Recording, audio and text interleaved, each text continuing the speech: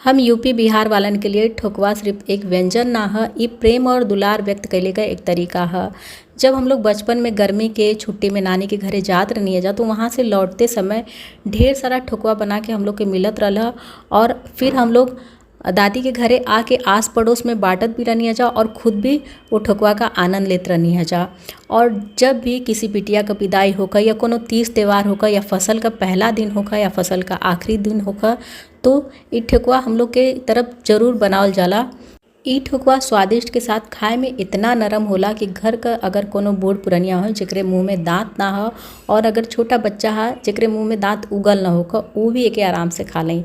तो ठेकुआ कई तरीका से बनावल जाला। हम यहाँ पर आपन तरीका बतावत हैं जैसे काफ़ी नरम ठेकुआ बन के तैयार हो जाते। यहाँ पर 1 कटोरी चीनी रलियो में कटोरी पानी डाल के और थोड़ा सा इलायची कूट के डाल के एक एक पिघला लेवे के है मध्यम आंच पर। आप चाहें तो एके पीसी हुई चीनी या फिर गुड़ पिघला के भी बना सकीला, पर हम यहाँ इस तरह से चीनी उबाल लेना तो बहुत आसान हो जाला एके बनावल। अब एके ठंडा होके देवे के है और एक बड़ा सा कटोरा ले लें और उनमें यहाँ पर हम 1 कटोरी पहले गेहूं का आटा डाल देते हैं। एक गेहूं के आटा से ही बनाई काफ़ी स्वादिष्ट बन के तैयार हुई। और अब इनमें जो पिघलावल चीनी है ओके डाल देवे के है। चीनी आप अपने हिसाब से कम ज़्यादा भी ले सकीला, जैसे मीठा आपके ज़्यादा पसंद होगा तो बढ़ा भी सकीला। और यहाँ पर हम 1 कटोरी दूध ले लेनी है तो दूध इकट्ठा ना डाले के थोड़ा थोड़ा करके डाले के है और इस तरह से कड़छी से मिलाते हुए बढ़िया से चला के एकदम महीन घोल तैयार कर लेवे के है। इनमें थोड़ा भी गुठली वगैरह न पड़ल है तो लगातार इस तरह से चलाते हुए फेंटते हुए चलाए ना तो आटा बहुत जल्दी से एक तार हो जाए। 1 कटोरी आटा जब बढ़िया से फेंटा जाए तो में दूसरी कटोरी आटा भी हम गेहूं का डाल देते हैं और एके भी अच्छी तरह से फेंट लेवे के। तो जैसे जैसे ये थोड़ा सा लगी कि सूखा होता है तो इनमें दूध डालत जाए और दूध डाल के फेंटत जाए। तो पूरा 1 कटोरी का दूध इनमें लग गला फेंटे में और एकदम अच्छी तरह से फेंटले के बाद ये घोल इस तरह का तैयार होके के चाहिए कि जब आप कड़छी से गिराएं ना तो एक तार इस तरह से गिरे के चाहिए। इनमें हम किसी भी प्रकार के सोडा वगैरह का ना इस्तेमाल कर लें। बिना सोडा का ही यदि आप एक घोल से ठोकवा बनाए ना तो आपका ठोकवा एकदम फुलल फुलल और नरम बन के तैयार हो। और यदि आप चाहते हैं कि आपका ठोकवा थोड़ा सा और स्वाद में अच्छा लगा तो इनमें सूखा नारियल का टुकड़ा डाल सकेला। या और यदि ना डालल चाहते हैं तो ई जौन इलायची कूट के डालल है ना पहले जौन चीनी का सिरा बनावे के समय तो उसी से ही काफ़ी स्वादिष्ट लगेला। बिना नारियल के टुकड़ा का भी आप एके बना सकीला।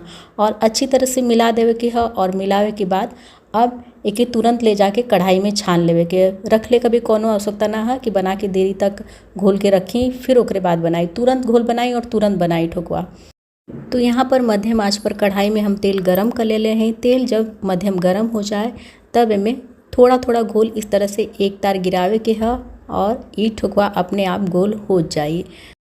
बस ठोकवा बनावे के समय आँच का थोड़ा ध्यान देवे के। आँच यदि तेज रही ना तो ठोकवा फूली तो बहुत झटपट लेकिन जल जाई, अंदर से कच्चा रह जाई। और आँच यदि आप बहुत धीमी रखब तो ठोकवा जल्दी फूलबो ना करी और एकदम कड़ा कड़ा बन के तैयार हुई। तो मध्यम आंच पर एके बनाई बहुत ही अच्छा ठोकवा बन के तैयार हुई। एकदम नरम जैसे पाव रोटी रहले ना उस तरह का ठोकवा आपका बन के तैयार हुई। और जब भी एक तरफ का सीख जाए ना हल्का सा इस तरह से सुनहरा हो जाए तो एक ही पलट दें दूसरी तरफ। यदि एक तरफ ना फूलल रही ना दूसरी तरफ आप जैसे ही पलटब ना ये एकदम अच्छी तरह से फूल जाए। यहाँ पर आप देखबे करिए कि हम घोल में किसी भी प्रकार का सोडा वगैरह ना डालें फिर भी ठोकवा कितना बढ़िया फूलल है। तो आप भी अगर इस तरह से ठोकवा बनाओ थी ना तो आपको कोई भी सोडा वगैरह मिलावे की ज़रूरत ना है। बिना सोडा वगैरह का ही बहुत ही अच्छा ठोकवा आपका बन के तैयार हुई। और जब एक ठोकवा आपका हल्का सा सीख जाए आप चाहें तो इकट्ठा कढ़ाई में ढेर सारा ठोकवा डाल के बना सकीला। और यदि आप एक एक छानल चाहते हैं तो थोड़ा कम तेल में भी छान सकीला, लेकिन यहाँ पर तेल थोड़ा ज़्यादा ही हम डाल रहे हैं।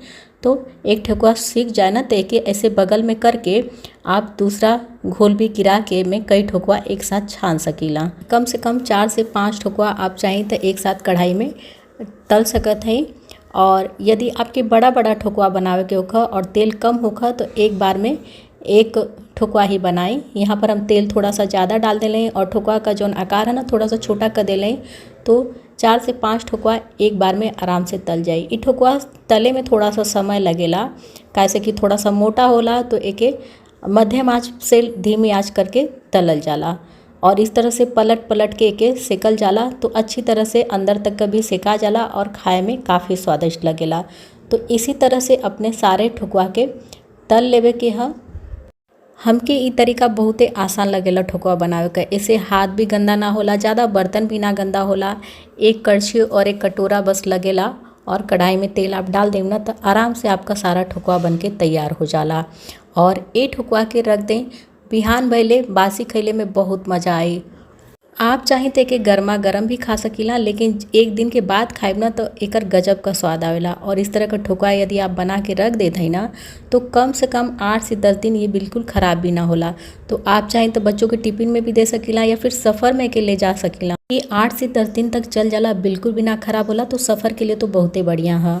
और यहाँ पर आप देख सकते हैं कि कितना नरम, एकदम मुलायम, फुलल फुलल ठोकवा बन के तैयार है, बिल्कुल बिना सोडा वगैरह का ये ठोकवा हम बनौनी है। आप भी अपने घर पे ज़रूर बना के देखिए, बहुते झटपट और एकदम कम सामान में एकदम स्वादिष्ट ठोकवा बन के तैयार हो जाए। अंदर का जाली देख के आप अंदाज़ा लगा लें कि ठोकवा कितना नरम बन के तैयार भयल है।